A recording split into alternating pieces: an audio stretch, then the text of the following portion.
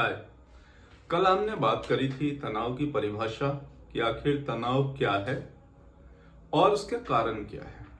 तो आज उसी के कंटिन्यूएशन में हम आगे बढ़ते हैं कि तनाव के लक्षण क्या है, आखिर हम कैसे पहचाने कि हम खुद या हमारे सामने वाला व्यक्ति तनाव से ग्रसित है और उसका परमानेंट इलाज कैसे करें, उसका दीर्घकालिक उपाय क्या है। तो तनाव के कुछ लक्षण इस प्रकार से हैं। भावनात्मक रूप से व्यक्ति उदास हो जाता है, चिड़चिड़ा हो जाता है, बहुत जल्दी और बात बात पे गुस्सा करता है, अकेलापन महसूस करता है, अकेला रहना चाहता है, कम या ज्यादा खाता है, या तो कम सोता है या फिर बहुत ज्यादा सोता है, काम को करने में टाल मटोल करता है, काम को पूरा नहीं करता। तनावग्रस्त व्यक्ति अपने बाल खींचेगा, नाखून चबाएगा और किसी भी चीज पर ध्यान केंद्रित करने में असमर्थता। इस चीज से सबसे ज्यादा परेशानी विद्यार्थियों को और जो वर्किंग प्रोफेशनल्स हैं उनको होता है कि वो अपना 100% नहीं दे पाते, कारण कि वो अपना ध्यान केंद्रित नहीं कर पाते चीजों पे। लगातार झल्लाना, छोटी छोटी चीजों से परेशान हो जाना। शारीरिक रूप से कुछ लक्षण हैं जिनसे पता चलता है कि आप तनावग्रसित हैं, जैसे शरीर और मसल्स में लगातार लंबे समय तक दर्द, मुंह सूखना, दस्त या कब्ज। कुछ लोगों को आपने नोटिस किया होगा कि जब कोई महत्वपूर्ण असाइनमेंट हो या कोई मीटिंग हो या किसी ने अचानक बुलाया तो उस समय तनाव के कारण उनको दस्त भी आ जाते हैं और वो सबसे पहले बाथरूम की तरफ भागते हैं। सुनने में थोड़ा सा हंसने जैसा लगेगा, बट इस तरह की परेशानियां भी तनाव का संकेत हैं। बार बार सर्दी का होना, हार्ट रेट इंक्रीज होना, किसी भी चीज को सोच के, किसी के बारे में बात करके हार्ट रेट का इंक्रीज होना, छाती में दर्द होना, घबराहट होना, जी मिचलाना।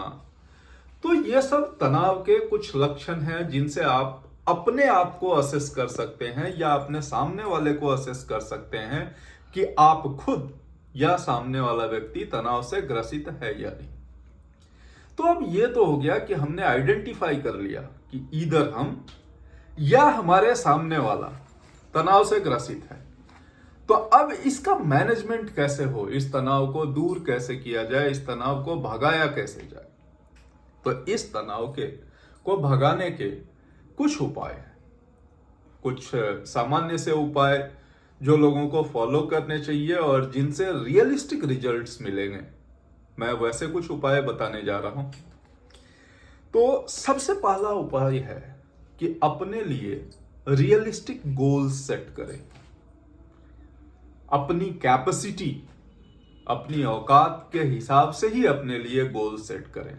अनरियलिस्टिक गोल्स सेट करने से उनके पूरा ना होने पर आप तनाव का शिकार हो सकते हैं। दूसरी चीज जो है वो है अकेला रहने की कोशिश ना करें। सबसे पहली चीज जो हमने कहा, रियलिस्टिक गोल सेट करें, अकेला ना रहने की कोशिश करें, और जो सबसे बड़ी चीज है वो है ना कहना सीखें। सबसे ज्यादा तनाव का कारण, सबसे ज्यादा परेशानी का कारण आज के युग में है कि हम अच्छा बनने, अच्छा दिखने, अच्छा कहलाने की चाहत में जो हम नहीं कर सकते वो भी कमिटमेंट्स करते हैं, प्रेशर में आके कमिटमेंट्स करते हैं। तो प्लीज, अगर आप एक हेल्दी लाइफ जीना चाहते हैं तो तनाव से बचने के लिए ना कहना सीखें। ना कहना सीख करके आपको क्षणिक उस समय आपके विचार में लग सकता है कि आगे हमको तनाव होगा, लेकिन आप अपने आप को उस तनाव से मुक्त रखेंगे, कारण कि जो अनरियलिस्टिक चीजें हैं, जो नहीं हो सकती, उसको हाँ करके तो आप वैसे भी तनाव में जाने वाले हैं।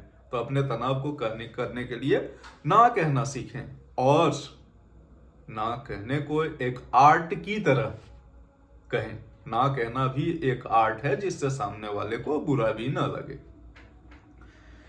उसके बाद है पर्याप्त मात्रा में नींद लें।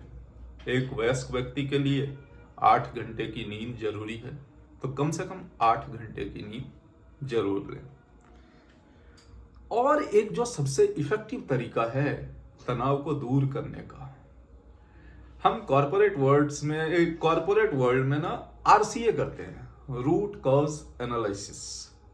तो जब आप एक जो सबसे अच्छा तरीका वो जर्नल राइटिंग, जब आप जर्नल राइटिंग करेंगे तो लिखने के बाद जब आप उसको खुद से पढ़ेंगे तो आप उसका आरसीए कर सकते हैं, रूट कॉज जान सकते हैं कि आखिर वो कौन सी चीजें हैं, वो कौन सी परिस्थितियां हैं जो आपको तनाव की ओर ले जाती हैं, ताकि आप बाद में उन चीजों को स्टडी करके उसमें परिवर्तन ला सके और अपने आप को स्ट्रेस से बचा सके, उन स्थितियों से भाग सके, उन स्थितियों से बच सके, वो स्थितियां पैदा ना हो। और उसके बाद अगली चीज है टाइम मैनेजमेंट। प्रोफेशनल और पर्सनल सारे वर्ल्ड में टाइम मैनेजमेंट बड़ा जरूरी है। शेड्यूलिंग ऑफ थिंग्स जरूरी है। अपने लिए प्रायोरिटी सेट करें। Setting the priority is the very first thing. Priority set करें, प्रायोरिटी के हिसाब से काम करें, प्रायोरिटी और इंपॉर्टेंस के हिसाब से ही काम। अगर आप अपने काम के लिए प्रायोरिटी सेट करते हैं और प्लीज एक समय में एक ही काम पे ध्यान केंद्रित करें, एक समय में एक काम और उसको पूरा करें। अगली चीज है जो तनाव से आपको दूर रखती है, इन्वॉल्विंग इनटू डिस्कशंस। अपने आप को डिस्कशंस में इन्वॉल्व करें। अगर आपके पास कुछ चर्चा हो रही है, आपके आसपास चर्चा हो रही है, अपने आप को इन्वॉल्व करें, अपने विचार रखें। आपकी जो परेशानियां हैं उसमें अपने आसपास वालों से सलाह लें, समझें कि क्या उनके साथ कभी ऐसी सिचुएशन आई है, और अगर ऐसी सिचुएशन आई तो how they dealt with it. तो इस तरीके से भी आप तनाव से बचने के रास्ते खोज सकते हैं। दोस्तों और परिवार के साथ ज्यादा से ज्यादा समय बिताना आपको खुश रखेगा, तनाव और अवसाद से दूर रखेगा। और जो सबसे अंतिम और सबसे महत्वपूर्ण चीज है वो है अपने ईगो का त्याग करें।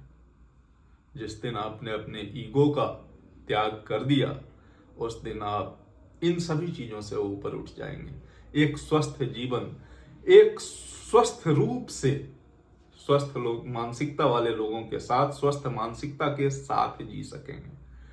तो कृपया आप अपने अंदर के तनाव को पहचानें और उससे दूर रहने की कोशिश करें। खुद स्वस्थ रहें, खुद तनाव मुक्त रहें, अपने आसपास को तनाव मुक्त बनाएं। एक तरीके से कहें तो जियो और जीने दो, आसपास के लोगों को भी अच्छे तरीके से जीने दो। धन्यवाद।